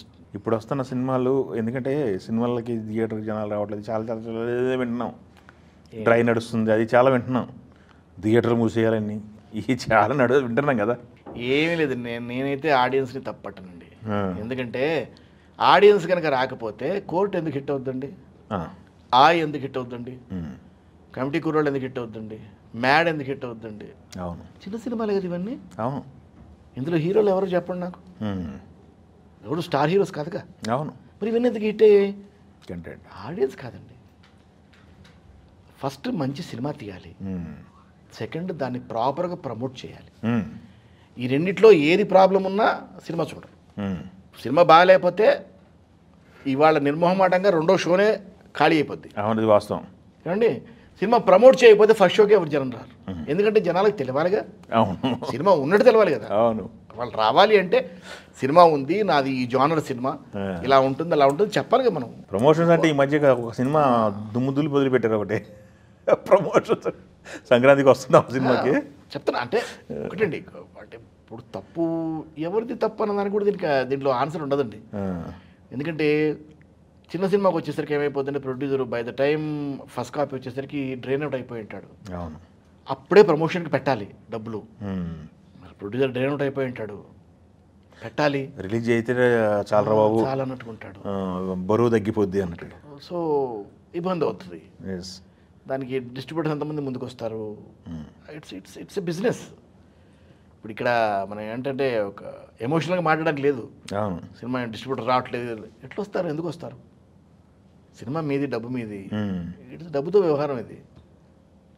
కాకపోతే ఏంటంటే చేయాల్సింది ఏంటంటే అన్ని సినిమాలు చూడాలి డిస్ట్రిబ్యూటర్స్. ఎందుకంటే తీసిన ప్రతి చిన్న సినిమా బ్యాడ్గా ఉండదు. చిన్న సినిమాల్లో మంచి సినిమాలు కూడా ఉన్నాయి. కనీసం చూసాను, బలగం లాంటి మంచి సినిమాలు ఉన్నాయి కదా. అవునుగా, బలగం దిల్రాజు గారు తీసుకుంటే కదా హిట్ అయింది. ఆ బలగం ఇంకెవరో చిన్న డిస్ట్రిబ్యూటర్ చేసి ఉంటే కాలగర్భంలో వెళ్ళిపోయింది. ఆయన సెకండ్ బ్యానర్లో ఆయన ప్రొడ్యూసర్ కదా, ఆయన టేకప్ చేశాడు. అలా మంచి సినిమాలు టేకప్ చేయగలిగితే వస్తాయి, హిట్స్ వస్తాయి గ్యారంటీగా. ఎందుకంటే అలాంటి వాళ్ళ చేతిలో పడితే సినిమా పెరుగుతుంది. ఎన్నండి ఇప్పుడు మన రాజ్ తరుణ్ ఫస్ట్ పిక్చర్ ఏంటది, ఉయ్యాల జంపాల. ఆ సినిమా నాగార్జున వాళ్ళు టేకప్ చేయకపోతే సినిమా ఎక్కడ ఉండేది, ప్రాపర్ ప్రమోషన్ అయ్యి ఉండేది కాదు, సినిమా ఆడి ఉండేది కాదు. అలాగా సురేష్ బాబు కొన్ని టేకప్ చేశాడు. అవును, పెద్ద బ్యానర్స్, పెద్ద డిస్ట్రిబ్యూటర్స్, పెద్ద బ్యానర్స్ సినిమా చూసి బాగుంది లెటెస్ట్ టేక్ ఇట్ అంటే డెఫినెట్గా మంచి సినిమాలు ఇంకా ఉన్నాయి. ఇప్పుడు రిలీజ్కి నోచుకునే సినిమాల్లో కూడా మంచి సినిమాలు ఉంటాయి. అవును, ఉండొచ్చు. అవును. సినిమా షూటింగ్లో వాతావరణం ఎలా ఉంటుంది? మీ మధ్య ఆర్టిస్టులు, పక్క ఆర్టిస్టులు, కో ఆర్టిస్టులు వీళ్ళ మధ్య ఫ్రెండ్షిప్ కానీ, చనువు కానీ ఎలా ఉంటుంది అనేది ఒక డిస్కషన్ నడుస్తుంది 2 రోజుల నుంచి. రాజేంద్ర ప్రసాద్ గారు మామూలుగా క్యాజువల్గా మాట్లాడిన మాటలు కొన్ని వివాదం చేశారు, అయినయో ఏం పక్కన పెట్టింది. అసలు సెట్లో ఎలా ఉంటుంది? అలీ గారితో ఆయనకున్న చనువు కానీ మిగతా వాళ్ళతో ఆయన చాలా కార్డియల్గా ఉంటుందండి, చాలా హ్యాపీగా ఉంటుంది, చాలా హ్యాపీగా ఉంటుంది. ఫ్యామిలీలో ఉంటారు అందరూ. కృష్ణారెడ్డి గారి బర్త్డేలో ఆయన మైక్ పట్టుకుని మాట్లాడిన దానికి ఏమండి ఇప్పుడు ఏమవుతుంటేనండి, ప్రసాద్ అన్నవాడు ఒకటి సర్టన్ ఏజ్ గివ్స్ యూ ఒక కమాండ్ వస్తుంది ఏజ్లో. అవును. ప్లస్ ఇప్పుడు ఏముంటుందంటే మనం బయట సెట్ మీద మాట్లాడుకునేట్టుగా ఒక సభలో మాట్లాడుకోలేము. ఒక్కోసారి ఆ చనువు వల్ల ఏమైపోతుందంటే చక్కని నోరు జారు. అది మొన్న ఆలీ కూడా దానికి కౌంటర్ ఇచ్చాడు, వీడియో ఇచ్చారు కదా, ఇచ్చాడు. వాడు నువ్వు ఎక్కడో బయట ఉన్న మన చనువు వల్ల స్టేజ్ మీద ఒక్కోసారి నోరు జారుతుంది. వదిలేయాలి కొన్ని. ఇప్పుడు రిలేషన్, వాళ్ళిద్దరు రిలేషన్ బాగానే ఉంది కదా. అవును, బాధపడ అందరూ మిగతా వాళ్ళకి ఎందుకు బాధరేషన్, వాళ్ళిద్దరు బాగానే ఉన్నారు కదా. అదే డిజిటలైజేషన్ లేకపోతే సోషల్ మీడియా ఇవన్నీ వచ్చిన తర్వాత నేనంటానంటే ఓకే, కొంతవరకు ఓకే, బట్ మరీ రంధ్రాన్వేషణ చేయకూడదు, అనవసరం. Okay, thank you. ఎందుకంటే రిలేషన్ కదండి. అవును. ఇప్పుడు నాకు తనకు రిలేషన్, అరే ఎవరు అనుకునే రిలేషన్, 10 మందిలో ఉన్నప్పుడు అరెవరు అనుకోం కదా, రాజా అని పిలుస్తాము. అవును. అక్కడికి నాకంటే కొంచెం పెద్దవాడు కనుక ఎరా అంటాడు. ఇప్పుడు మొన్న ఏదో ఫంక్షన్లో నేను కూడా కూర్చున్నప్పుడు ఎరా నీ గుండు మీద ఒట్టు అన్నాడు. అది రీల్ అయింది. అవును, ఆ రోజు అశోక్ గారిని నోరు జారాడు. నోరు జారాడు అంటే బయట మేము ఎలా మాట్లాడుకుంటానో నేను కూర్చొని నన్ను చూడగానే అలాగే ఫీల్ అవుతాడు. ఇప్పుడు ఆ అఫినిటీ ఒకసారి సడన్గా వస్తుంది. నేను మీకు అదే చెప్పాను, ఇంతకుముందు జాయింట్ ఫ్యామిలీలో ఉండేది ఇండస్ట్రీ అంతా. సరే ఒక్కోసారి ఏమైపోద్దంటే స్టేజ్ మీద మాట్లాడకూడదు కరెక్టే, ఒక్కోసారి ఎప్పుడన్నా అవుతుంది. It's human error. హ్యూమన్ ఎర్రర్ని మనం అంత మరీ పట్టుకోకర్లేదు. ఓకే. ఆన్ సెట్స్ ఎప్పుడన్నా గొడవలేని సార్ అసలు ఆర్టిస్టులు టెక్నీషియన్స్ కానీ ఎప్పుడు ఉండదు. కానీ ఒకవేళ వచ్చినా కానీ పని దగ్గర రాజేంద్ర ప్రసాద్ కోపం ఎక్కువ అంటారు. ఎందుకు కోపం ఎక్కువ అంటే పని దగ్గరే కోపం. డిలే చేస్తున్నాడు, టైం వేస్ట్ చేస్తున్నాడు, ఈ కోపాలే తప్ప అంతకు మించి ఏ కోపం ఉండదండి. ఎందుకు ఉంటుంది? అది దాటిందంటే మళ్ళీ అందరూ ఒకటే ఉంటారు. సెట్ నుంచి బయటకు వచ్చి సెట్లో అరుచుకోవడాలు ఉంటాయి, అన్నీ ఉంటాయి. ఎందుకంటే it's only the final product కోసం, రిజల్ట్ కోసం తపన పడే ఆ లైన్లో ఎక్కడో వాడు తప్పు చేస్తూ ఉంటే కోపం వస్తుంది. మనం ఏదో మా బ్యాడ్ మూడ్లో ఉంటే ఎక్కడో వచ్చి వాడు రాంగ్గా స్క్రాచ్ చేస్తాడు మనని. ఆ స్క్రాచ్ చేసినప్పుడు కోపం వస్తుంది. అంతే తప్ప పర్సనల్గా ఎవరికి ఏం ఉండదండి. ఆ సెట్లో ప్యాకప్ అంటే మళ్ళీ అందరూ కలిసిపోతారు, అన్నీ అక్కడ మర్చిపోతారు. అక్కడికి మీరు ఇందాక మాట్లాడుతూ మన ఆర్టిస్టులకి బయటకు ఎక్కువ అవకాశం లేదు, బట్ మన దగ్గర వేరే వాళ్ళు వచ్చి ఈజీగా చేసుకెళ్ళిపోతుంది. వీళ్ళు చేసే వాళ్ళందరూ కూడా మన అసోసియేషన్లో మెంబర్సా? నాకు డౌట్ ఇది. అందరూ లేరు. మన మూవీ ఆర్టిస్ట్ అసోసియేషన్కి సంబంధించి అందరూ కాదు, ఇంకున్నారు మెంబర్స్ కాని వాళ్ళు చాలామంది ఉన్నారు. అవుటర్స్ మొత్తం బయట నుంచి వచ్చేవాళ్ళు మొత్తం కూడా అందరూ మెంబర్స్ కాదు. దానివల్ల మీకు ఇప్పుడు ఉన్న మెంబర్స్కి నష్టం జరుగుతుందని అనిపించలేదా? మన అసోసియేషన్లో మనం డెఫినెట్గా నష్టం ఉందండి. తెలుగు వాళ్ళు చాలామంది ఖాళీగా ఉన్నారు. ఓకే, నాకు నేనే చెప్పొచ్చు నేను ఖాళీ అని. బిజీ ఉన్న టైంలో మంత్లీ బిజీ అని మనం ఒక పూత పూసుకోవాల్సిన అవసరం లేదు. సినిమాలు చేస్తున్నాం, సినిమాలు చేయట్లేదు అన్ను. అదే సినిమాలు చేస్తున్నాం, కానీ తెలుగు ఆర్టిస్ట్గా ఇక్కడ లోకల్గా ఉన్న ఆర్టిస్ట్గా చేయాల్సిన సినిమాలు నేను చేయట్లేదు. నేను బాగా బిజీగా ఉండాలి, అంటే డేట్లు దొరకనంత బిజీగా ఉండాలి నేను. కానీ బయట వాళ్ళందరూ అలా ఉన్నారు, డేట్లు దొరకనంత బిజీగా వాళ్ళు ఉన్నారు. మనం లేము, తెలుగు వాళ్ళు లేరు. అంటే కొంతమంది ఉన్నారు, అదేలేండి, కొంతమంది ఉన్నారు బిజీగా ఉన్నారు. చాలా సందర్భాల్లో చాలా స్టేజ్ల మీద కోట గారు అయితే ప్రస్తావన చాలాసార్లు తీసుకొచ్చారు. తెలుగులో చాలామంది ఆర్టిస్టులు ఖాళీగా ఉన్నారు, మంచి ఆర్టిస్టులు ఖాళీగా ఉన్నారు. ఇప్పుడు మీకు ఎందుకు అదే చెప్తున్నాను, కొన్నిటికి ఆన్సర్స్ లేవండి. అంటే పెద్దవాళ్ళు ఫీల్ అవ్వాలి, పెద్ద ప్రొడక్షన్ హౌసెస్ ఫీల్ అవ్వాలి, అది మన వాళ్ళని ముందు మనం సేవ్ చేసుకోవాలని వాళ్ళు ఫీల్ అవ్వాలి. తప్పితే మనం ఏమో మాట్లాడే అది కంప్లైంట్లా అనిపిస్తుంది. అది కంప్లైంట్. ఎందుకంటే ఇవాళ సినిమా ఇండస్ట్రీ ఒకప్పుడు లాంగ్వేజ్ పరంగా ఉండేదండి, ఇవాళ లేదు. బాహుబలి పుణ్యమా అని cinema has become one. It's no more Telugu cinema, Hindi cinema, Malayalam cinema లేదు. ఇవాళ it's an Indian cinema, it's pan India, pan world అయిపోయింది సినిమా. దానివల్ల ఏమవుతుందంటే ఎవరి తప్పు కాదు, situations have come like that. But ఒక చిన్న రిక్వెస్ట్ నేను ఎప్పటి నుంచో రిక్వెస్ట్ చేస్తున్నాను. ఏమిటి అంటే పెద్దవాళ్ళు ఉన్నారు, హీరోలు ఉన్నారు, పెద్ద ప్రొడక్షన్ హౌసెస్ ఉన్నాయి. తెలుగు వాళ్ళని ఖాళీగా ఉండకుండా చూసుకోండి చాలు. మిగతా ఎవరితో సినిమాలు చేయండి.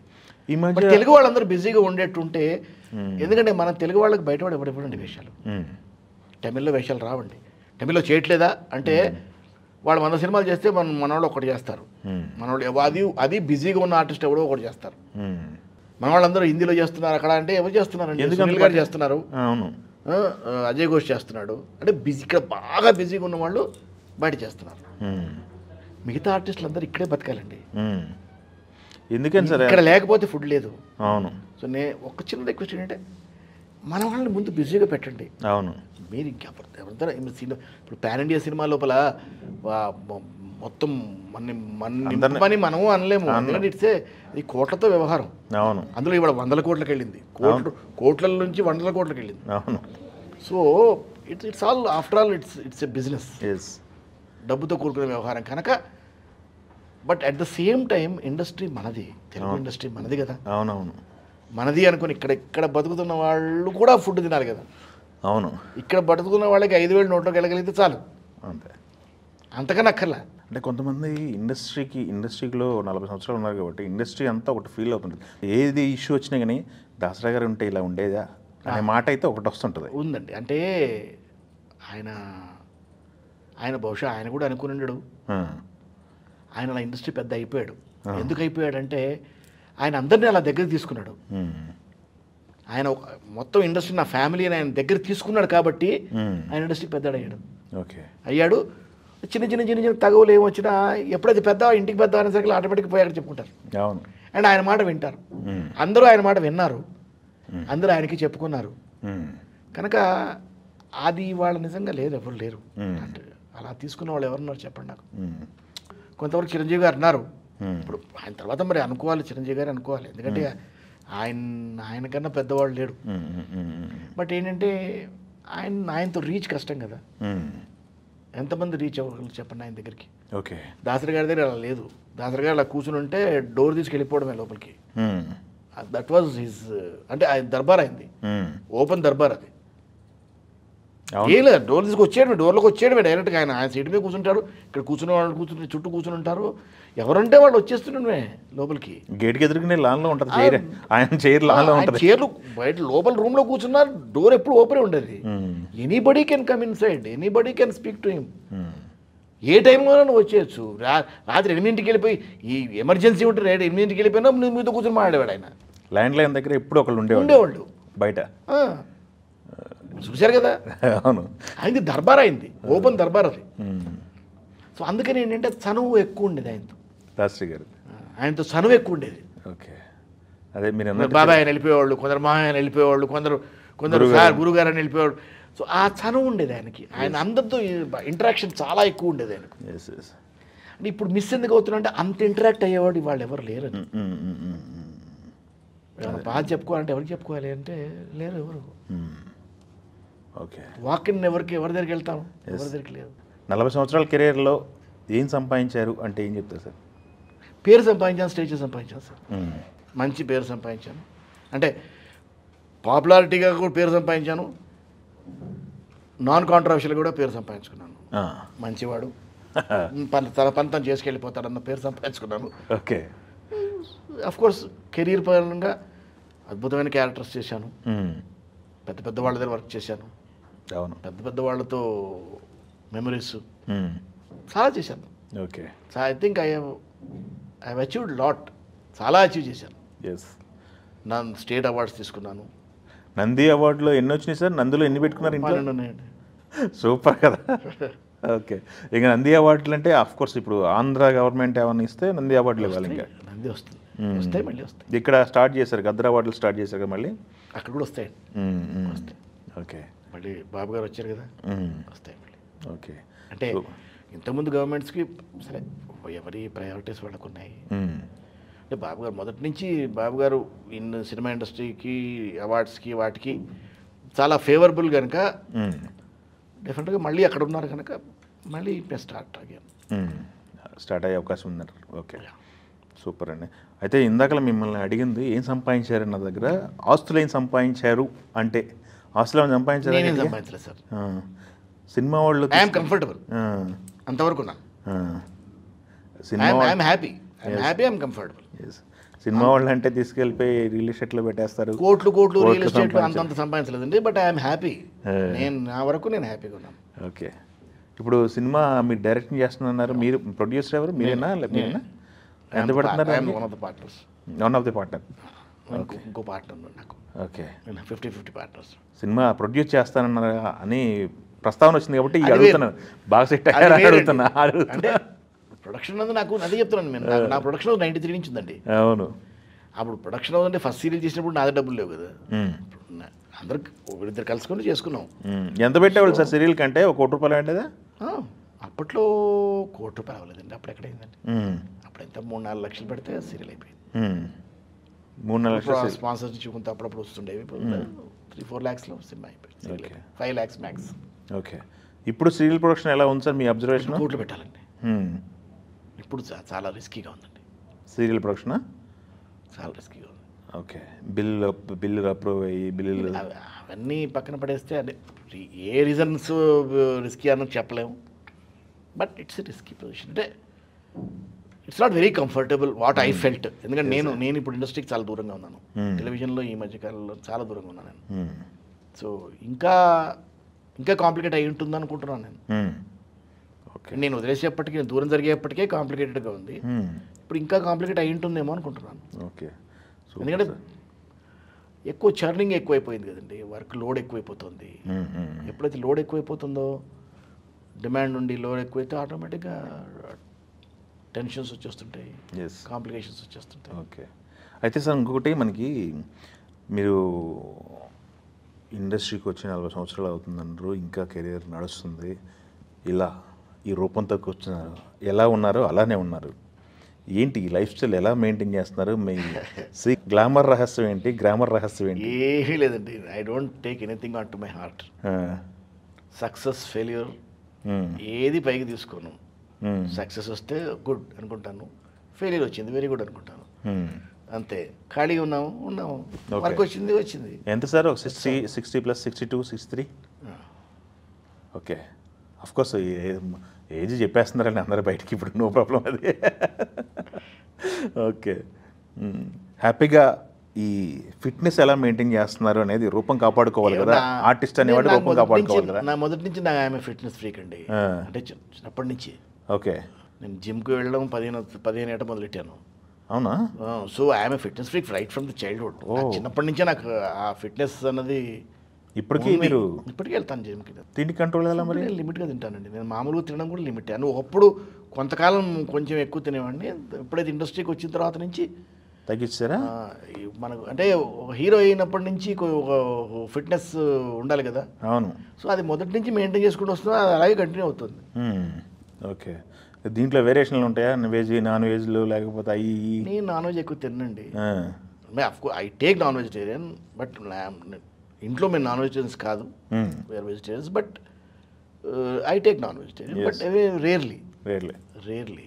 ఓకే. నేను everything is rare only. Okay. నేను regular food is my home food. ఎక్కువగా హోమ్ ఫుడ్ మీద డిపెండ్ అవుతాను.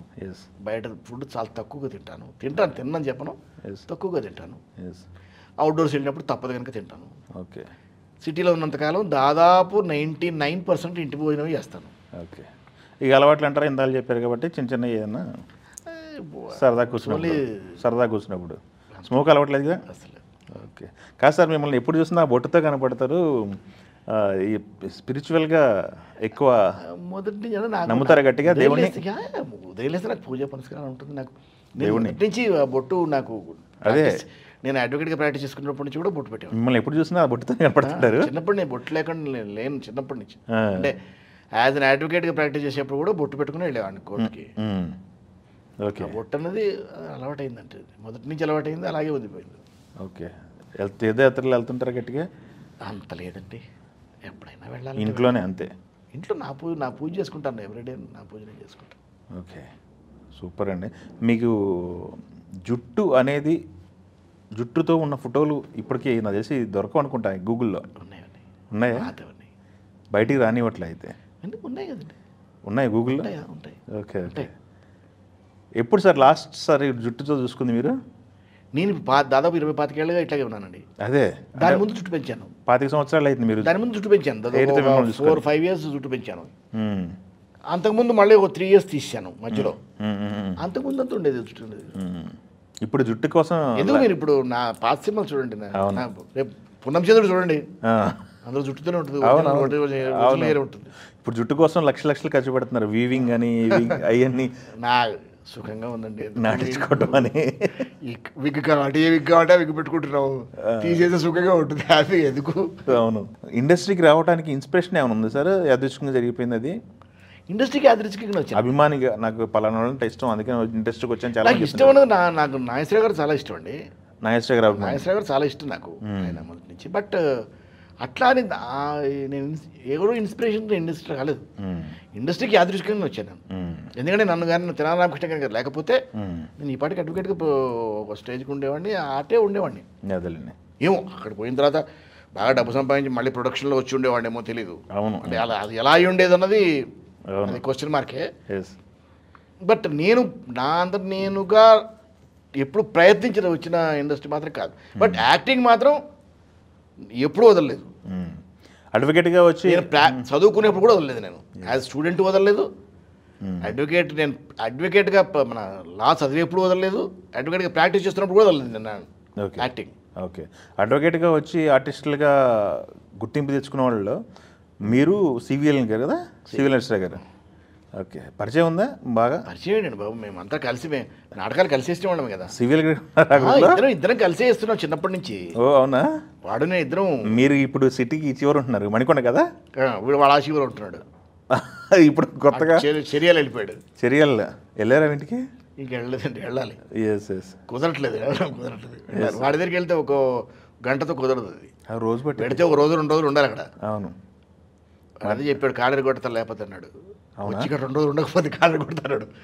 అదే కుదరట్లేదు, అందుకే వెళ్ళలేదు ఇంతవరకు. డైరెక్షన్గా ఇప్పుడు మీ బాబుతో సినిమా చేస్తున్నారు. గతంలో డైరెక్షన్ చేసిన అనుభవాలు సార్ ఏమేమి పట్టాలి? నేను థియేటర్లో డైరెక్టర్. సినిమా వేరు కదా. సినిమాకి వచ్చేసరికి నేను 6 సీరియల్స్ చేశాను ఫస్ట్ నా ప్రొడక్షన్ హౌస్లో. 93లో నా ప్రొడక్షన్ హౌస్ పెట్టుకుని నా ప్రొడక్షన్ హౌస్లో నా ప్రొడక్షన్ హౌస్ మాత్రమే నేను డైరెక్ట్ చేశాను. బయట ఏవి డైరెక్ట్ చేయలేదు. ఎందుకంటే వాట్ ఎవర్ ఇస్ రిస్క్ నేను తీసుకున్నాను. ఎందుకంటే నా ప్రొడక్షన్స్ లావిష్గా ఖర్చు పెట్టుకుంటాను. సో నా డబ్బు నేను ఖర్చు పెట్టుకుని నేను సీరియల్ చేసుకుని నేను డైరెక్ట్ చేసుకున్నాను. మీకు మార్కులు వేసుకోవాలనుకుంటే డైరెక్ట్గా సక్సెస్ఫుల్లా ఫెయిల్ సక్సెస్ఫుల్ అండి. నా సీరియల్స్ అన్నిటికీ అందులో వచ్చాయి. నేను డైరెక్ట్ చేసిన అన్నిటికీ వచ్చాను అందులో. ఓ సూపర్, ఎక్సలెంట్. స్టేట్ అవార్డ్స్ తీసుకున్నాక నేను చేసిన ఫస్ట్ సినిమా కూడా అంత వచ్చింది. కుచి కునుమ విశ్వనాథ్ గారితో చేశాను. విశ్వనాథ్ గారు మెయిన్ క్యాస్ట్. అవును, మెయిన్ క్యారెక్టర్గా. చిన్నపిల్లది సినిమాది. ఓకే. అది బెస్ట్ చిల్డ్రన్ ఫిల్మ్. అది నాది గోల్డెన్ నంది తీసుకున్నాను. దానికి డైరెక్టర్గా నంది తీసుకున్నాను. దూరదర్శన్లో అదే సంవత్సరం దూరదర్శన్లో 2001లో మహాకవి కాళిదాసు నా సొంత ప్రొడక్షన్ అది. దానికి గోల్డెన్ నంది తీసుకున్నాను. మా ఆవిడ ప్రొడ్యూసర్గా తీసుకుంది, నేను డైరెక్టర్గా తీసుకున్నాను. ఎక్సలెంట్. తర్వాత ఏంటంటే నాకు డైరెక్టర్గా నాకు వచ్చిన గొప్ప అదృష్టం ఏంటంటే స్వరాభిషేకం. గురుగారితో ఆ సినిమాకి యాక్చువల్గా నేను ఆ సినిమా నేను డైరెక్ట్ చేయాలి. అవునా? కథ ఉషా కిరణ్కి ఆల్రెడీ అప్రూవ్ అయింది. అది అప్రూవ్ కూడా వచ్చింది. విశ్వనాథ్ గారు అచ్యుత్ ఇద్దరు యాక్ట్ చేయాలి. ఆ కథ నేను డైరెక్ట్ చేయాలి. దాని ముందే నేను గురుగారితో కుచ్చుకున్న డైరెక్ట్ చేశాను. విశ్వనాథ్ గారు ఆ నమ్మకంతో ఆయన నువ్వు చేయమన్నాడు. మా బ్యానర్ మీద చేయాలి ఉషా కిరణ్కి. మేము 4 ప్రొడ్యూసర్స్గా ఉషా కిరణ్కి అవుట్ సోర్సింగ్ చేయాలి మేము. సో ఆయనే కథ చెప్పాడు. రికార్డింగ్ ఆయనే చెప్పారు. ఆయన రికార్డ్ చేసాము. ఆయన కథ చెప్తే అది వెళ్తే పెద్ద ఆయన ఓకే చేశారు. రామోజీ గారు ఓకే చేశారు. అది లిస్ట్లో ఉండింది. అప్పుడు ఏదో చిన్న స్కామ్ లాగా ఏదో జరిగింది అక్కడ. చిన్న వాళ్ళ ప్రొడక్షన్ దానిలో స్కామ్ ఏదో జరిగి దాదాపు 4 సినిమాలు ఓకే అయిపోయినాయి, డ్రాప్ అయిపోయినాయి. అక్కడ డ్రాప్ చేశారు, డ్రాప్ చేశారు సడన్గా ఉషా కిరణ్లో. దాంతో 4 బయటకు వచ్చాయి. ఆ 4ట్లో నేను ఒకటి, సీను వైట్ల గారు ఒకటి, తర్వాత మన సుచిత్ర చంద్రబోసు గారు ఒకటి, యోగి గారు డైరెక్టర్ ఉండేవాడు. ఈ 4 సినిమాలు డ్రాప్ అయినాయి. ఓకే. డ్రాప్ అయితే సుచిత్ర చంద్రబోస్ గారు రాఘవేంద్ర గారు ప్రొడక్షన్లో చేశారు. ఆయన పల్లకిలో పెళ్లి కూతురు మన బ్రహ్మానంద గారి అబ్బాయితో చేశారు. సీను వైట్ల గారు ఇంకో రాజారాణి బయట చేశారు. అవును. యోగి గారు ఇంకో దగ్గర చేశారు. నేను మాత్రం నేను చేయలేదు. అది తర్వాత మళ్ళీ నేనే ఎట్లాగో వర్క్ చేశాను కదా గురుగారు, చేస్తే బాగుండు. అది ఆయన పాపం ఆయన కళ. స్వరాభిషేకం అనేది మొదట్లో దాని టైటిల్ శ్రీరంగం బ్రదర్స్ అని ఆయన బాలు గారు చేయాలని రాసుకున్నారు. ఆయన శ్రీకాంత్ గారు ఇప్పుడు విశ్వనాథ్ గారు ఫైనల్ చేశారు. అది బాలు గారు విశ్వనాథ్ గారు చేయాలని రాసుకున్నారు ఆయన. సో నేను డైరెక్ట్ చేస్తున్నప్పుడు అది విశ్వనాథ్ గారు అచ్యుత్ చేయాలి ఆ క్యారెక్టర్స్. సో అది డ్రాప్ అయిపోయింది.